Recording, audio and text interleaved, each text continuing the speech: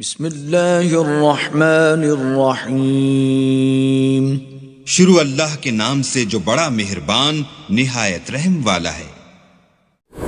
ایک بھائی نے سوال کیا ہے کہ جی مجھے بینک والوں نے کہا ہے کہ جو تمہارا خالی پلاٹ پڑا ہوا ہے تم اس پہ ہمیں عمارت بنانے دو اور ہم اس کا تجھے کرایہ بھی دیں گے، عمارت بھی وہ خود ہی کہتے ہیں ہم بنائیں گے۔ یعنی کہ مقصد یہ ہے کہ کیا اپنی زمین، اپنی جگہ، خالی پلاٹ بینک کو کرائے پر دی جا سکتی ہے یا نہیں؟ دیکھیں میرے بھائیوں، یہ تو ہم سبھی جانتے ہیں، ہر آدمی جانتا ہے، پڑھا لکھا جانتا ہے، ان پڑھ جانتا ہے کہ جتنا بھی بینکاری نظام ہے یہ بغیر سود کے نہیں چلتا۔ بغیر سود کے بینکاری نظام ہے ہی نہیں ہے۔ اگرچہ آپ ان کے نام اسلامی رکھ لیں، اسلامی رکھنے سے نام وہ اسلامی نہیں بن جاتا۔ تو لہٰذا ہم اس چیز کو اچھی طرح جانتے ہیں کہ تمام بینکوں کا دار و مدار وہ سود پر مبنی ہے۔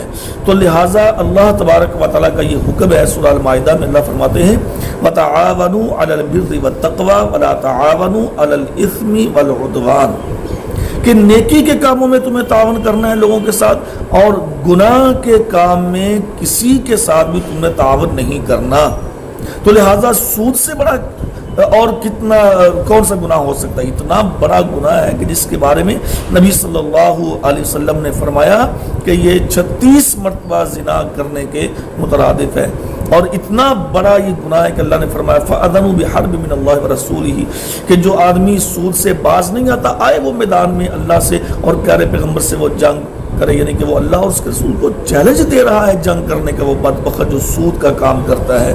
تو اس لیے میرے بھائیوں، یہ سود کا کاروبار کرنے والے کو اپنی جگہ کرائے پر یا ویسے اس کو رہنے کے لیے نہیں دینی چاہیے۔ تو لہٰذا بینک کا یہی حکم ہے کہ جہاں پہ بینک تعمیر ہے تو اس کو، یعنی کہ اپنی جگہ بینک والوں کو کرائے پر، یا بینک کو کہنا کہ تم تعمیر کر لو، اس کا کرایہ مجھے دیتے رہنا، یہ جائز نہیں ہے۔ یہ سود کے کام کے اندر تعاون ہے، اور یہ اللہ کے ہاں جرم ہے، اور یہ حرام ہے یہ کمائی۔